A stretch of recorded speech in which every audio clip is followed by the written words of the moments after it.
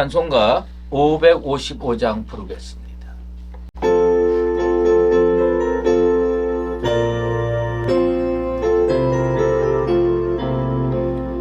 우리 주님 모신 가정, 복되고 복된 가정, 괴로우나 즐거우나 주를 위해 살아가니 온 식구가 모여 앉아 즐겁게 찬송하니 지금까지 지내온 것 주의 뜻이 은혜로다. 주의 자녀 모여 앉아 주께 기도드리오니 가족들의 건강함과 화목함을 주옵소서. 슬플 때의 위로함과 괴로울 때 평안함을 험한 세상 살아갈 때 환난에서 구하소서. 주를 사모하는 가정 변치 않게 하시옵고 이 가정에 주의 은혜 넘쳐나게 하옵소서. 사시사철 주의 사랑 강물같이 흘러넘쳐 따뜻하고 평화로운 보금자리 주옵소서. 기도하겠습니다. 선한 목자 되신 아버지 하나님, 오늘도 우리를 푸른 초장과 쉴만한 은혜의 샘물가로 인도하시기 위해 깨워주시고 불러주심을 감사드리옵나이다. 오늘 이 자리가 야곱이 주님과 깊은 교제를 나눈 베델의 제단이 되게 하시고 천사를 보내셔서 하늘 사닥들에서 오르락 내리락 하는 성령의 역사가 일어나게 하여 주시옵소서. 주님, 이 나라를 붙들어 주시옵소서. 며칠 전 새로운 대통령이 취임을 했습니다. 하나님을 두려워할 줄 아는 지도자가 되게 하시고 이 백성을 진정 사랑하여 바른 길로 걷는 인도자가 되게 하여 주시옵소서. 좌우 갈등이 그쳐지게 하시고 경제가 살아나며 온 민족이 화합하고 협력하여 다시 열방이 부러워하고 따라올 수 있는 모범적인 국가와 민족이 되게 하여 주시옵소서. 주님, 우리 교회를 위해서 간구합니다. 광야의 길을 걷고 있습니다. 주님은 능력이 무궁하셔서 사막의 길을 내시고 광야에 강물이 흐르게 하실 수 있는 전능하신 분이십니다.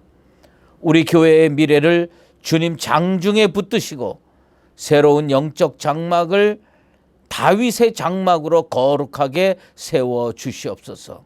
우리의 자손 만대가 거기에 기거하며 함께 기뻐 예배하고 찬양할 수 있는 믿음의 터전을 허락하여 주시옵소서.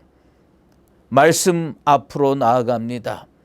생명의 떡으로 우리를 먹이셔서 만족한 영혼들이 주를 찬양하게 하여 주시옵소서. 예수 그리스도의 이름으로 기도드리옵나이다. 아멘. 오늘 우리에게 주신 하나님의 말씀은 사도행전 24장 16절 말씀입니다. 이것으로 말미암아 나도 하나님과 사람에 대하여 항상 양심에 거리낌이 없기를 힘쓰나이다. 거리낌 없는 인생이라는 제목으로 말씀 증거하도록 하겠습니다. 그본세 한 문장입니다. 주님은 천둥 같은 음성으로 오지 않으십니다.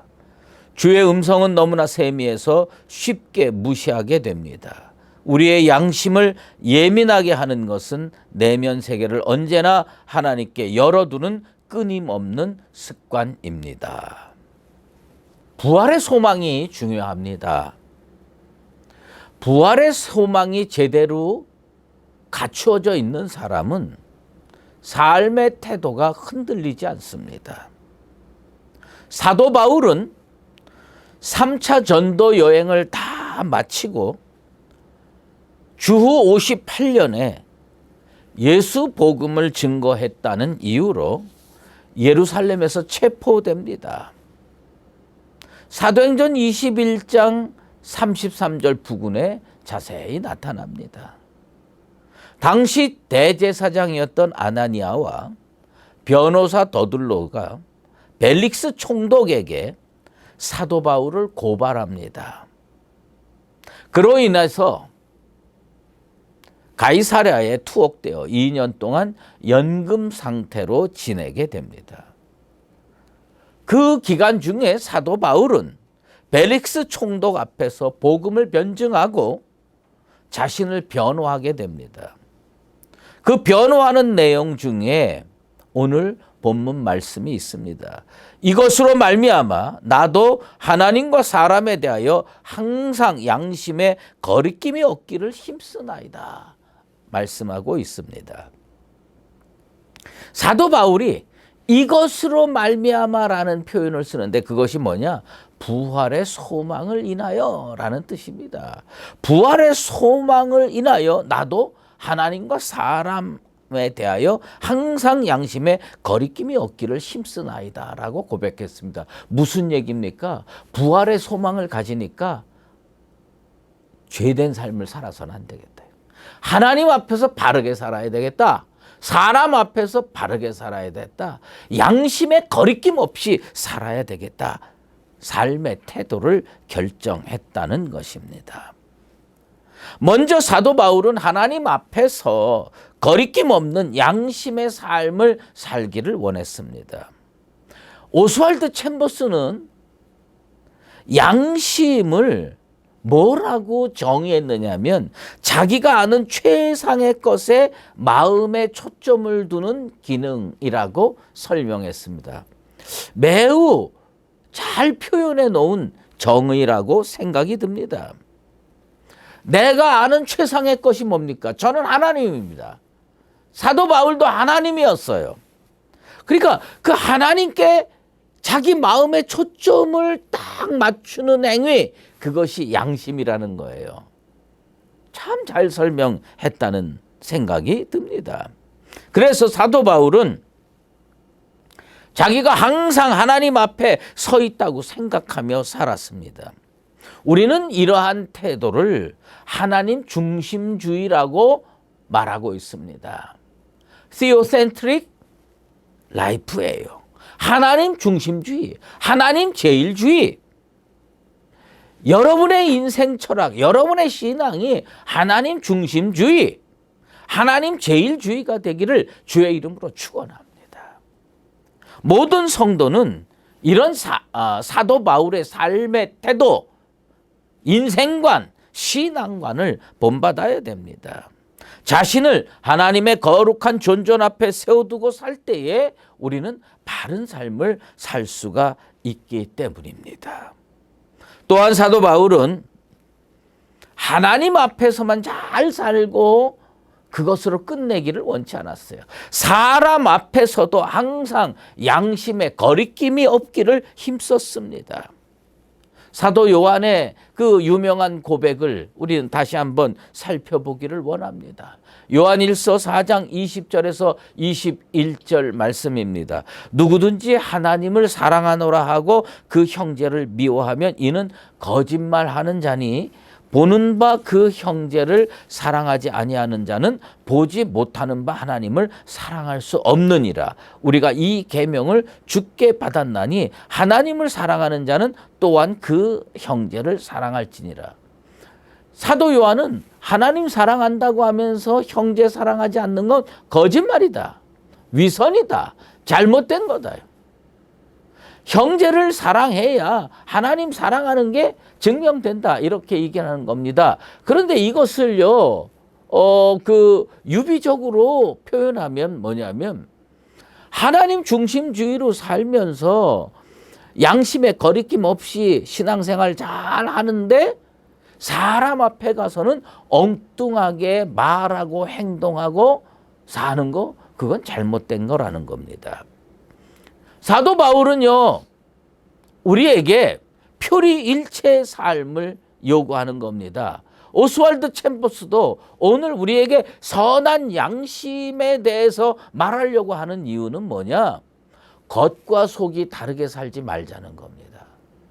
겉과 속이 같아야 된다는 겁니다.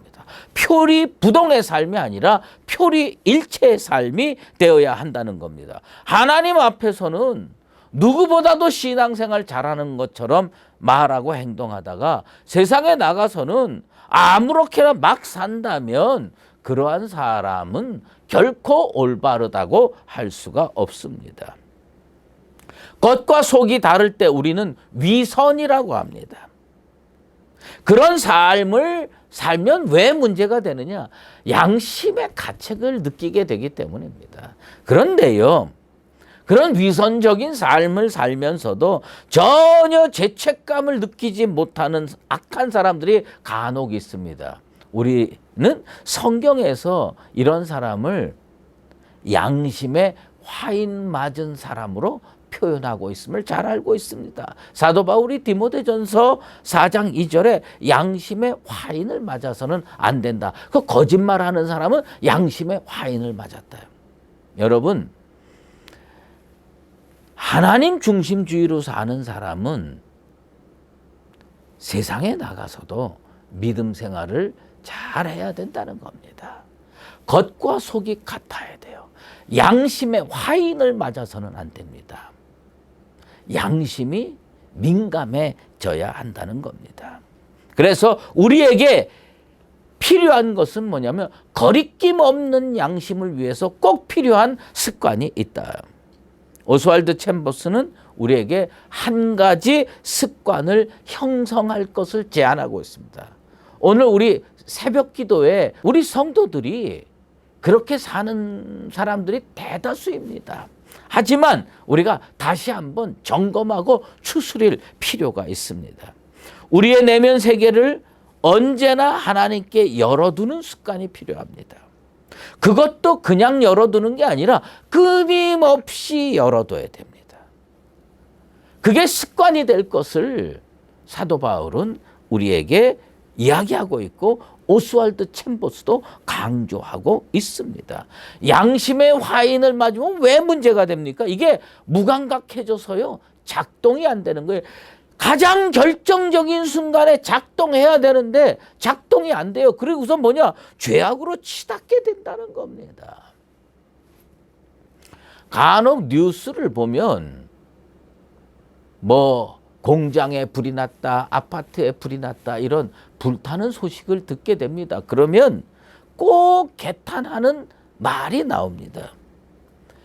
방화시설이 잘못되어 있고 시설이 되었음에도 불구하고 사이렌도 울리지 않았고 또 스프링쿨러도 작동하지 않았다라고 뉴스 앵커들이 말하는 것을 듣게 됩니다.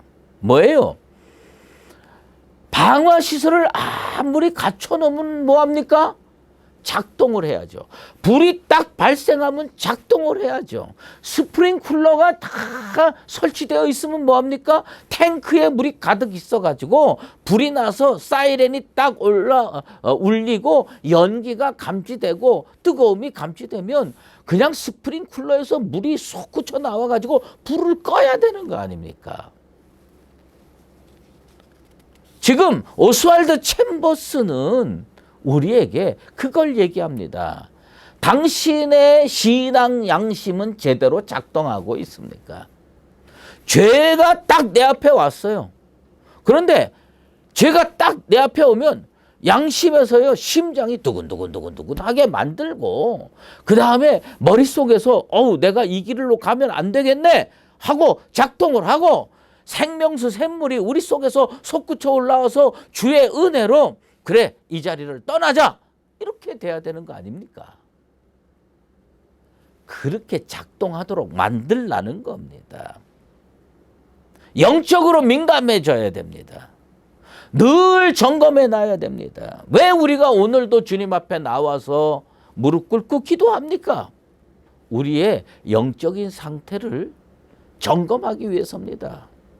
내 이 신앙 양심은 꼭 필요할 때 작동하고 있느냐.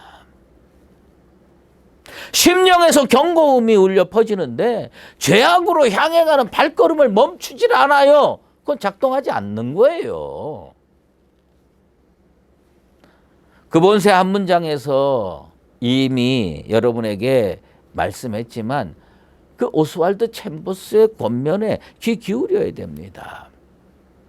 주님은 천둥 같은 음성으로 오지 않습니다. 주의 음성은 너무나 세미해서 쉽게 무시하게 됩니다. 우리의 양심을 예민하게 하는 것, 그것은 내면 세계를 언제나 하나님께 열어두는 끊임없는 습관입니다. 여러분의 마음 문을요, 하나님 앞에 늘 열어두세요. 그리고 주님이 말씀하시면 아멘, 제가 순종하겠나이다. 이 신앙 양심이 예민하게 살아있게 되기를 축원합니다. 계시록 말씀이 기억이 납니다. 요한계시록 3장 20절입니다. 볼지어다 내가 문 밖에 서서 두드리노니 누구든지 내 음성을 듣고 문을 열면 그에게로 들어가 그와 더불어 먹고 그는 나와 더불어 먹으리라. 주님께서요, 똑똑 두드리면 주의 음성인 줄 알고 딱 나가서 문을 열어야 됩니다.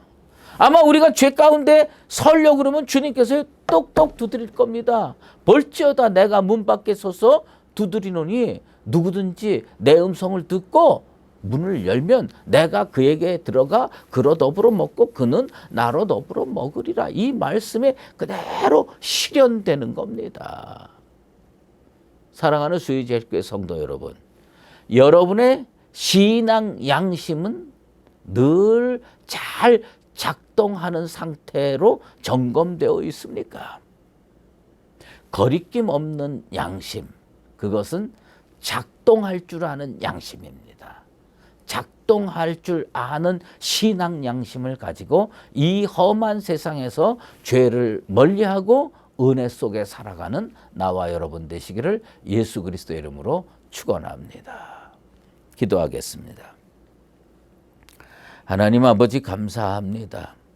오늘 우리에게 주님께서 생명의 떡으로 신앙 양심을 점검하라고 말씀해 주셨습니다.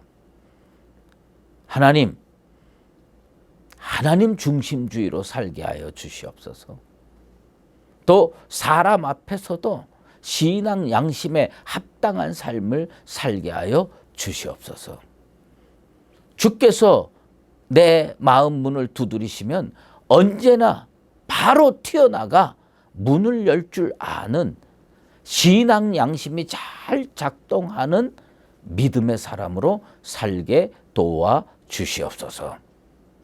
연하여 주기도문으로 기도하오니 하늘에 계신 우리 아버지, 아버지의 이름을 거룩하게 하시며 아버지의 나라가 오게 하시며 아버지의 뜻이 하늘에서와 같이 땅에서도 이루어지게 하소서.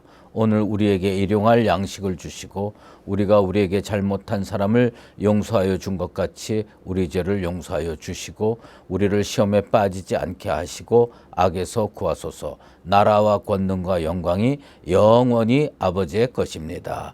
아멘.